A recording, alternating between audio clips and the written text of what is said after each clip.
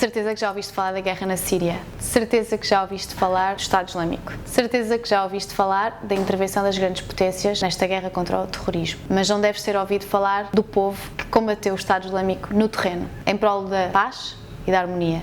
Esta luta foi liderada pela etnia curda. E esta semana este povo está novamente sob ameaça. Desta vez é o Estado turco. Sem o apoio das tropas americanas, em menos de 24 horas começaram um bombardeamento e já vários civis morreram. A democracia, a harmonia estão ameaçados. Estas pessoas, podíamos ser nós, estas pessoas são como nós. E para que não haja nova crise de refugiados, para que estas pessoas possam manter nas suas casas, temos de fazer alguma coisa. Não podemos permitir que isto aconteça. Dia 12 de outubro, em Portugal e noutros países do mundo inteiro, as pessoas vão unir-se, vão juntar-se e vão manifestar-se contra este ataque à democracia e à paz. Juntem-se, juntem-se, juntem-se pela democracia, pela paz, numa região que estava a lutar por isso.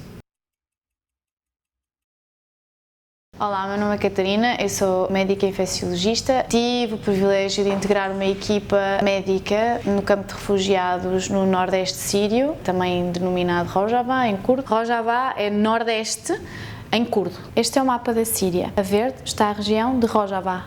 Aqui está o campo onde eu estive, o campo Al-Hol.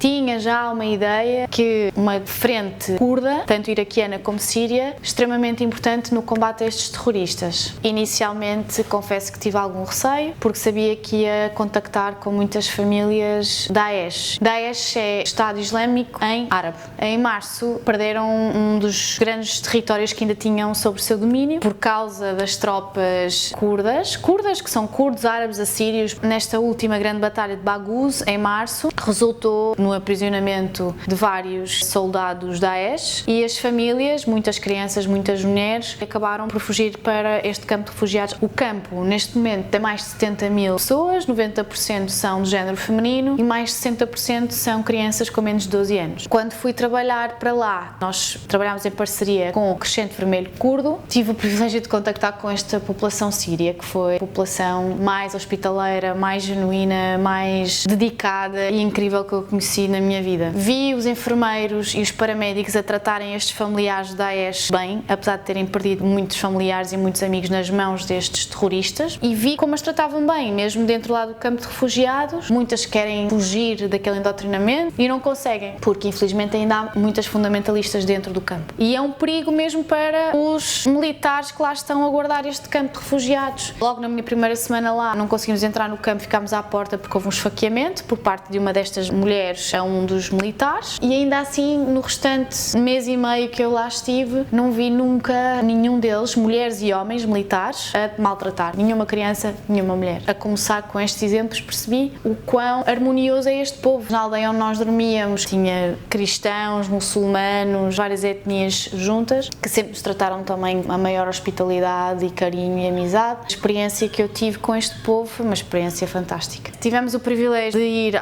ao equivalente da Câmara Municipal da aldeia. Conhecemos um dos dois líderes desta aldeia. Nesta região autoproclamada autónoma, democrática, baseia-se na igualdade de género. Há sempre dois líderes, sendo que um deles é de género feminino e o outro é de género masculino. Tinha também um departamento da mulher, o lema escrito por todas as paredes era educação, educação, educação. Havia uma série de fotografias espalhadas por todo lado, tanto de mulheres como de homens que combateram o Daesh e morreram. Conheci o povo sírio, que não é só curdo. Naquela região é maioritariamente curdo, mas temos também árabes, cristãos, assírios e toda a gente vive em harmonia e todos estão ali a lutar por uma democracia. Até há 7 anos atrás, antes desta revolução, as mulheres em Rojava, no nordeste da Síria, não trabalhavam. O máximo que faziam era trabalhar nos campos, na agricultura. E hoje em dia, graças a esta luta pela democracia, as mulheres têm os mesmos direitos que os homens, absolutamente. Esta frente IEPJ, apenas feminina, conseguiu alcançar muita área na luta contra o Daesh, porque inicialmente o Estado Islâmico tinham medo de ser mortos por mulheres, porque achavam que não iam para o céu. A ideia desta sociedade, para muitos, é quase utópica, porque é baseada na igualdade de género, baseada no respeito pela ecologia, na autossustentabilidade. Na Síria, Rojava, não lhe chamam a região curda, chamam-lhe a região Síria Democrática. Isto é muito importante frisar.